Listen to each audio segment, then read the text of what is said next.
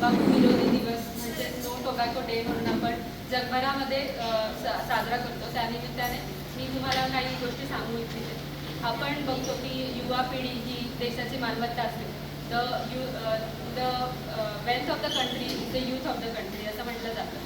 जर हीच पिढी निरोगी नसेल, जर हीच पिढी व्यसनी असेल तर पूर्ण देशाचं भवितव्य धोक्यात येतं. त्यामुळे ही एका चांगल्या नागरिकाची जबाबदारी आहे की त्यांनी निर्व्यसनी राहायला पाहिजे आणि चांगल्या संगतीमध्ये राहायला पाहिजे. त्यामुळे संस्कार आणि संस्कृती विसरू नका आणि तंबाखूसाठी हात पुढे करू नका, हे या युवा पिढीला माझं सांगणं आहे. त्यानंतर आपण असं म्हणतो की आपण दरवेळेस जेव्हा आपल्या आयुष्याचा जमा खर्च जेव्हा बघत असतो तेव्हा आपण नेहमी काटकसर करत असतो, पण आपण हे नेहमी विसरतो की आपण तंबाखू खाण्यासाठी आणि धूम्रपान करण्यासाठी किती पैसे खर्च करतो. आपण नेहमी याचा विचार करतो की आपण काय घेऊन चाललो या आयुष्यातून, पण याचा विचार करत नाही की आपण मागे काय ठेवून चाललो. जेव्हा आपण धूम्रपान करतो तेव्हा फक्त तुम्हाला त्याचा त्रास होत नसतो, तर जे बाकीचे लोक आहेत जे अप्रत्यक्षरित्या याचं जो धूर आहे त्याचं श्वसन करतात, त्यांना श्वसनाचे रोग होऊ शकतात. त्यामुळे फक्त तुमच्या आरोग्यासाठी धोका नाही आहे, तर त्यांच्याही आरोग्यासाठी हा धोका आहे. तंबाखू आणि धूम्रपान यामुळे कर्करोग होऊ शकतो. आणि असं अनेक जण म्हणतात की आत्तापर्यंत तर आम्हाला काही झालं नाही, पण याचा अर्थ असा नाही आहे की यापुढे ही होणार नाही. तुम्ही जेव्हा धूम्रपान करता तेव्हा तुमचं अनुकरण ही तुमची युवा पिढी करत असते, ती तुम्हाला बघत असते, तुम्हाला फॉलो करत असते. जर तुम्ही स्वतः आरोग्य जीवनाची जर सुरुवात केली तर त्याचं अनुकरण तुमची नवीन पिढी करेल आणि ते सुद्धा या व्यसनापासून दूर राहतील. त्यानंतर आपण अजूनही वेळ गेलेली नाही आहे. जे धूम्रपान करत आहे, जे तंबाखू सेवन करत आहे, ते कधीही ते सोडू शकतात आणि तुम्ही नेहमी चाचणी करून बघायला पाहिजे की तुम्हाला धूम्रपान आणि तंबाखूमुळे कोणते रोग झालेले आहेत की नाही. तोंडुगड्याला त्रास होणे, तोंडामध्ये लाल किंवा पांढरे चट्टे येणे, एखादा फोड जो 2 आठवड्यांपेक्षा जास्त आहे, तेव्हा असं तुमच्या लक्षात येईल तेव्हा लगेच चाचणी करून तुम्ही तंबाखूने होणारा जो कर्करोग आहे तो टाळू शकता.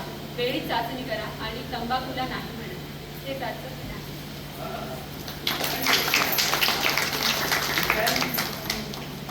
जागतिक तंबाखू विरोधी दिवस म्हणजे नो टोबॅको डे आपण जगभरामध्ये साजरा करतो. त्यानिमित्ताने मी तुम्हाला काही गोष्टी सांगू इच्छिते. आपण बघतो की युवा पिढी ही देशाची मालमत्ता असते. The wealth of the country is the youth of the country असं म्हटलं जातं. जर हीच पिढी निरोगी नसेल, जर हीच पिढी व्यसनी असेल तर पूर्ण देशाचं भवितव्य धोक्यात येतं. त्यामुळे ही एका चांगल्या नागरिकाची जबाबदारी आहे की त्यांनी निर्व्यसनी राहायला पाहिजे आणि चांगल्या संगतीमध्ये राहायला पाहिजे. त्यामुळे संस्कार आणि संस्कृती विसरू नका आणि तंबाखूसाठी हात पुढे करू नका. जेव्हा बघत असतो तेव्हा आपण नेहमी काटकसर करत असतो, पण आपण हे नेहमी विसरतो की आपण तंबाखू खाण्यासाठी आणि धूम्रपान करण्यासाठी किती पैसे खर्च करतो. आपण नेहमी याचा विचार करतो की आपण काय घेऊन चाललो या आयुष्यातून, पण याचा विचार करत नाही की आपण मागे काय घेऊन चाललो. जेव्हा आपण धूम्रपान करतो तेव्हा फक्त तुम्हाला त्याचा त्रास होत असतो, तर जे बाकीचे लोक आहेत जे अप्रत्यक्षरित्या याचं जो धूर आहे त्याचा श्वसन करतात, त्यांना श्वसनाचे रोग होऊ शकतात. त्यामुळे फक्त तुमच्या आरोग्यासाठी धोका नाही आहे, तर त्यांच्याही आरोग्यासाठी हा धोका. तंबाखू आणि धूम्रपान यामुळे त्याच अनुकरण तुमची नवीन पिढी करेल आणि ते सुद्धा या व्यसनापासून दूर राहतील. त्यानंतर आपण अजूनही वेळ गेलेली नाही आहे. जे धूम्रपान करत आहे, जे तंबाखू सेवन करत आहेत, ते कधीही ते सोडू शकतात आणि तुम्ही नेहमी चाचणी करून बघायला पाहिजे की तुम्हाला धूम्रपान आणि तंबाखूमुळे कोणते रोग झालेले आहेत की नाही. तोंडुगड्याला त्रास होणे, तोंडामध्ये लाल किंवा पांढरे होणे, हे त्याचं हेच करायचं आहे की जितकं जास्त आम्ही लोकांमध्ये जाऊ शकतो आणि बोलू शकतो तेवढं बोलायचं आहे. कारण या पिढीमध्ये तर तंबाखू आपण बघतोय की खूप वापर चाललाय, पण जर आपल्याला भारताला तंबाखू मुक्त करायचं आहे तर त्याच्यासाठी आपण जर आई वडिलांनी समजवलं तरच ते शक्य होणार, नाहीतर ते होणार नाही. या पिढीने बंद केलं तर कोणी घेणार नाही आणि ते बंद होणार, पुढच्या पिढीपर्यंत ते पोहोचणार. आज हे प्रण घेऊया की आपण पुढे तंबाखू नाही वापरणार. तर तुमच्याकडून पण तीच अपेक्षा आहे की तुम्ही पण तंबाखू जर सेवन करत असाल तर ते बंद करा आणि तुमच्या आजूबाजूचे जे यंग पोरं म्हणजे 14-15 इयर्सचे जे लोक आहेत मेन करून त्यांना हे समजून द्या की हे वाईट आहे. त्यांच्यावर वॉच ठेवा की ते काय करताय, त्यांचे फ्रेंड्स कसे आहेत, तर त्यांना समजावून सांगा.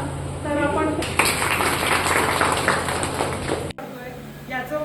हे माध्यम वापरून आम्हाला हेच करायचं आहे की जितकं जास्त आम्ही लोकांमध्ये जाऊ शकतो आणि बोलू शकतो तेवढं बोलायचं आहे. कारण या पिढीमध्ये तर तंबाखू आपण बघतोय की खूप वापर चाललाय.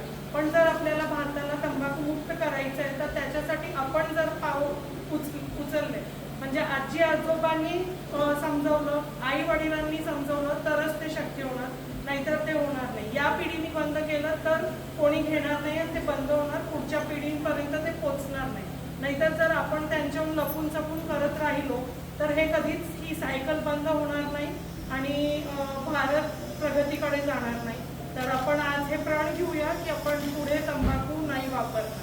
तर तुमच्याकडून पण तीच अपेक्षा आहे की तुम्ही पण तंबाखू जर सेवन करत असाल तर ते बंद करा आणि तुमच्या आजूबाजूचे जे यंग पोर आहे म्हणजे 14-15 इयर्सचे जे लोक आहेत मेन करून त्यांना हे समजून द्या की हे वाईट आहे. त्यांच्यावर वॉच ठेवा की ते काय करताय, त्यांचे फ्रेंड्स कसे आहेत, तर त्यांना समजावून सांगा. तर आपण पुढे भारताला घेऊन जाऊ शकतो.